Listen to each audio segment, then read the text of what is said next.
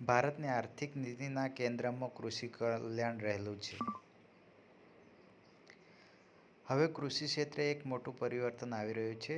પ્રાકૃતિક ખેતીને પ્રોત્સાહન આપવાની જરૂર છે.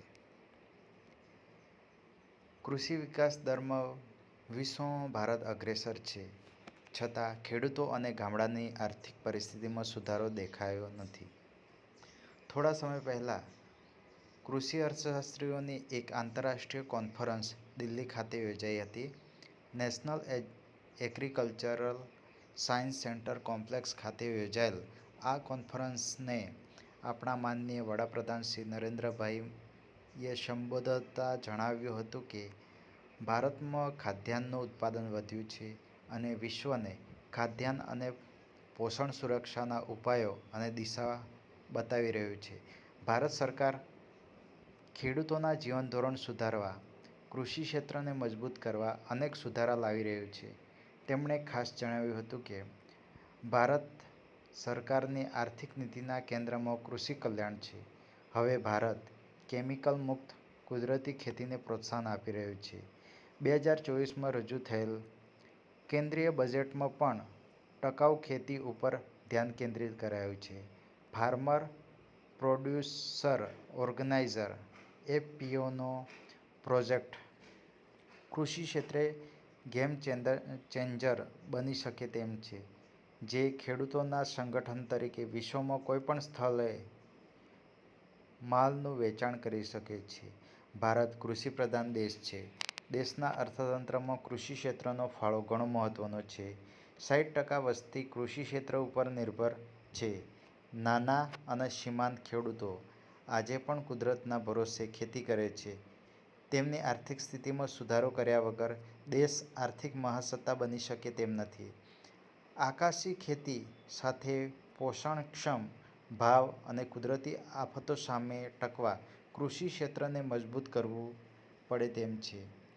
વડાપ્રધાનશ્રીએ દેશની આર્થિક નીતિમાં કૃષિ કલ્યાણ ભાવનાનો દિશાનિર્દેશ કર્યો છે. ખૂબ મહત્વનો પ્રશ્ન એ છે કે તે લાભ અને વ્યવસ્થા ગામડાના માણસ સુધી પહોંચે તે જરૂરી છે. 5 દાયકા પહેલા શરૂ થયેલી હરિયાળી ક્રાંતિ પછી પણ ભારતના ખેડૂતોનો મોટો વર્ગ અપૂરતી સિંચાઈ સુવિધાને કારણે ચોમાસા ઉપર આધારિત છે. વર્તમાન ગ્લોબલ વોર્મિંગને કારણે ચોમાસું અનિયમિત છે. વરસાદ પડે છે તો ઢગલો થાય છે, જે નુકસાન કરે છે. કૃષિ ક્ષેત્ર સામે સૌથી મોટી મુશ્કેલી કુદરતી આફતો છે. ખેડૂતોની આર્થિક સુખાકારી માટે ચોમાસાની અનિશ્ચિતતાઓની પ્રતિકૂળ અસર ઘટાડવા પ્રાથમિકતા આપવાની વધુ જરૂર છે. ગ્લોબલ વોર્મિંગના કારણે દેશમાં કૃષિ પાકોનો થઈ રહેલ નુકસાનને ધ્યાનમાં રાખી નાણાકીય વર્ષ 2024-25ના બજેટમાં કેન્દ્ર સરકારે દેશમાં કૃષિ સંશોધન માળખાની વ્યાપક સમીક્ષા કરવાની ખાતરી ઉચ્ચારી છે. મુખ્ય ઉપભોગ મથકોની નજીક શાકભાજી ઉત્પાદન માટે મોટા કદના માળખા ઊભા કરવાની દરખાસ્ત રજૂ કરવામાં આવી છે. કૃષિ ક્ષેત્રના વિકાસ માટે બજેટમાં મોટી રકમ પણ ફાળવવામાં આવી છે. કૃષિ વિકાસ દરમાં વિશ્વમાં ભારત અગ્રેસર છે, છતાં ખેડૂતો અને ગામડાની આર્થિક પરિસ્થિતિમાં સુધારો દેખાતો નથી. આ માટે હજુ ઘણું કરવું પડે તેમ છે. ખેતી અને તેને સંલગ્ન ક્ષેત્રોની પાયાની સમસ્યાઓનો જ્યાં સુધી ઉકેલ નહીં આવે ત્યાં સુધી કૃષિ ક્ષેત્રનો મજબૂત વિકાસ શક્ય જણાતો નથી. કૃષિ ક્ષેત્રે રોકાણ, જળ વ્યવસ્થાપન, સારી ખેત પદ્ધતિ, બજાર જોડાણ વધારવા અને ધિરાણ ઉપલબ્ધ કરાવવું એ દિશામાં વર્ષોથી પ્રયાસ થઈ રહ્યા છે, પરંતુ જાણે આ પગલાં સામાન્ય બની ગયા હોય તેમ લાગે છે. બદલાતા હવામાનની સાથે સાથે પાક પદ્ધતિમાં ફેરબદલ હવે જરૂરી લાગે છે. દેશના કૃષિ વિકાસ માટે ઘણા પગલાં લેવાઈ રહ્યા છે, પરંતુ જ્યાં સુધી ગામડા પોતાની રીતે આત્મનિર્ભર નહીં બને ત્યાં સુધી ભારત આત્મનિર્ભર નહીં બને. કારણ ભારત ગામડાઓનો દેશ છે. ગામડાઓને તૂટતા અટકાવવા માટે કૃષિ ક્ષેત્રે અસરકારક સુધારાની વધુ જરૂર છે. કૃષિ ક્ષેત્રની આર્થિક જરૂરિયાતમાં સહકારી સંસ્થાઓ મહત્વની ભૂમિકા ભજવી શકે છે. પાક ધિરાણ મંડળીઓ પીએસીએસને નેટવર્કથી જોડી તેના થકી અનેક સેવાઓ કૃષિ ક્ષેત્રને પહોંચાડવાનો ઝડપી પ્રયાસ થઈ રહ્યો છે. આ સફળતા ત્યારે જ મળશે જો રાજકારણથી પર રહી સહકારી મંડળીઓ કૃષિ ક્ષેત્રના હિતમાં કામ કરશે. કેન્દ્રીય બજેટ રજૂ કરતી વખતે નાણામંત્રીએ કૃષિ ક્ષેત્ર માટે લીધેલા પગલાં અને કૃષિ નીતિ તરફ ધ્યાન દોર્યું હતું. તેમણે જણાવ્યું હતું કે પ્રધાનમંત્રી કિસાન સન્માન નિધિ યોજનામાંથી કરોડો ખેડૂતોને સીધું જ બેંક ખાતામાં ફંડ ટ્રાન્સફર કરવામાં આવી રહ્યું છે. પીએમ ફસલ યોજનાનો લાભ 4 કરોડ ખેડૂતોને આપવામાં આવી રહ્યો છે. દેશમાં એક તરફ ઉદ્યોગો ઝડપથી વિકસી રહ્યા છે, ભૌતિકતા તરફની દોડ પણ વધી રહી છે. સરકાર માળખાકીય સુવિધાને પણ મહત્વ આપી રહી છે. રસ્તા, પુલ અને વાહન વ્યવહાર માટે સુવિધાઓ ઊભી કરવામાં આવી છે. છતાં ખેતીની અવગણના પણ થતી નથી. તે વાતની નોંધ વડાપ્રધાનશ્રીએ કૃષિ અર્થશાસ્ત્રીઓના કોન્ફરન્સમાં જણાવી છે. કૃષિ ક્ષેત્રનો સૌથી મોટો પડકાર કૃષિ પેદાશોના ભાવનો છે.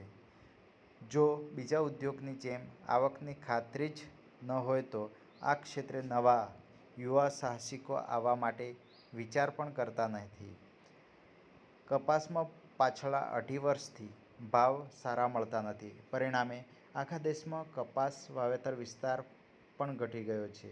કપાસનો ભાવ 2021માં ₹2500 હતો.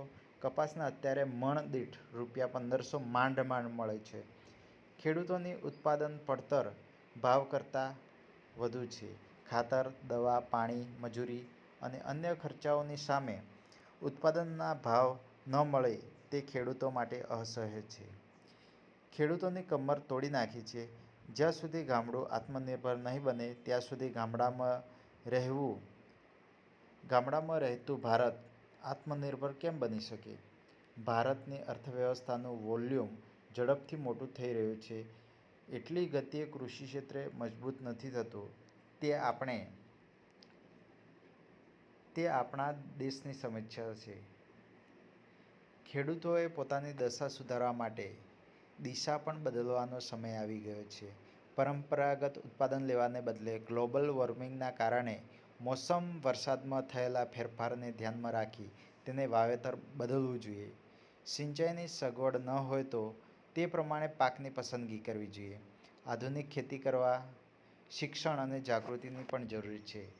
ખેડૂતોને બિયારણ પસંદગીથી ખાતર અને જંતુનાશક દવા વાપરવા અંગે વધુ જાગૃત થવાની જરૂર છે. વર્તમાન સમયે ભારત કૃષિ ક્ષેત્રે ડિજિટલ ટેકનોલોજીનો ઉપયોગ કરી રહ્યો છે. એ અંગે પણ ખેડૂતોએ ડ્રોન તથા અન્ય ટેકનોલોજીનો ઉપયોગ કરવો જોઈએ. ગામડાઓ ભાગી રહ્યા છે. યુવાનોએ હવે ખેતી કરવી નથી. પ્રગતિશીલ ખેડૂતો પણ ખેતી છોડી રહ્યા છે. પરિણામે ખેતી ક્ષેત્રે નવી ટેકનોલોજી કે આધુનિક ખેતી કરવા માટે કોઈ પ્રયાસ કરતું નથી. ગામડાઓમાં આરોગ્ય અને શિક્ષણની સુવિધાઓ પણ અપૂરતી છે. લોકોને શહેર જેવું જીવવું છે.